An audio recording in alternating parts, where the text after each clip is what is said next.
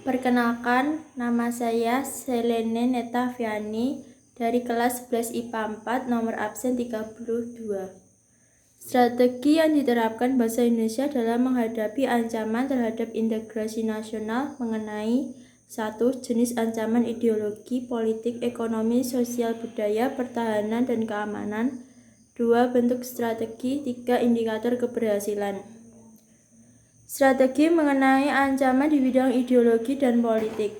Ada 4 hal yang selalu dikedepankan oleh globalisasi dalam bidang ideologi dan politik, yaitu demokratisasi, kebebasan, keterbukaan, dan hak asasi manusia. Keempat hal tersebut oleh negara-negara adidaya Amerika Serikat dan sekutunya dijadikan standar atau acuan bagi negara-negara lainnya yang tergolong sebagai negara berkembang. Untuk mencapai hal tersebut, bangsa Indonesia harus segera mewujudkan hal sebagai berikut. 1. Mengembangkan demokrasi politik. 2. Mengaktifkan masyarakat sipil dalam area politik. 3. Mengadakan reformasi lembaga-lembaga politik agar menjalankan fungsi dan perannya secara baik dan benar. 4. Memperkuat kepercayaan rakyat dengan cara menegakkan pemerintah yang bersih dan berwibawa. 5. Menegakkan supremasi hukum. 6. Memperkuat posisi Indonesia dalam kancah politik internasional. Strategi mengatasi ancaman di bidang ekonomi. Untuk mewujudkan hal tersebut, kiranya perlu segera diwujudkan hal di bawah ini.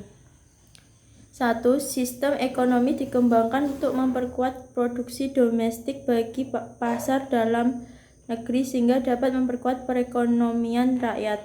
2. Pertanian dijadikan prioritas utama karena mayoritas penduduk Indonesia bermata pencarian sebagai petani. 3. Perekonomian berorientasi pada kesejahteraan rakyat. Artinya segala sesuatu yang menguasai hajat hidup orang banyak harus terjangkau oleh daya beli masyarakat. 4. Tidak bergantung pada badan-badan multilateral seperti IMF, Badan Dunia, dan WTO.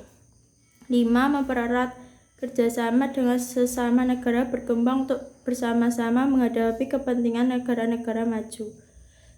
3. Strategi mengatasi ancaman di bidang sosial budaya.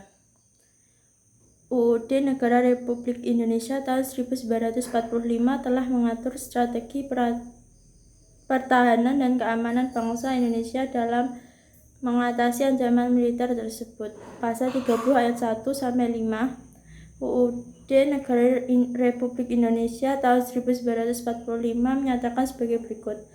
1. Tiap-tiap warga negara berhak dan wajib ikut serta dalam usaha pertahanan dan keamanan negara. 2. Usaha pertahanan dan keamanan negara dilaksanakan melalui sistem pertahanan dan keamanan rakyat semesta oleh Tentara Nasional Indonesia dan Kepolisian Negara Republik Indonesia sebagai kekuatan utama dan rakyat sebagai kekuatan pendukung.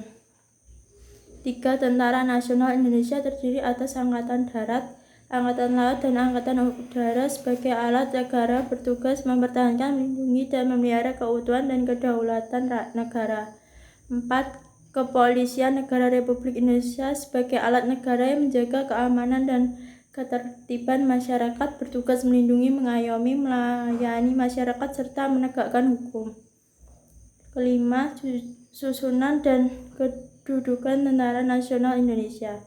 Kepolisian Negara Republik Indonesia, hubungan kewenangan Tentara Nasional Indonesia dan Kepolisian Negara Republik Indonesia di dalam menjalankan tugasnya.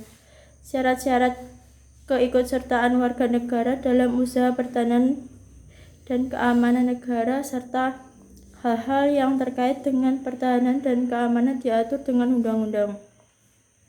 Serta dalam strategi sistem pertahanan dan keamanan negara yang bersifat sementara bercirikan berikut. 1. Kerakyatan, yaitu orientasi pertahanan dan keamanan negara diabdikan oleh dan untuk kepentingan seluruh rakyat. 2. Kesemestaan, yaitu seluruh sumber daya nasional didayagunakan bagi upaya pertahanan. 3. Kewilayahan, yaitu gelar kekuatan Kegiatan pertahanan dilaksanakan secara menyebar di seluruh wilayah Negara Kesatuan Republik Indonesia sesuai dengan kondisi geografis sebagai negara kepulauan.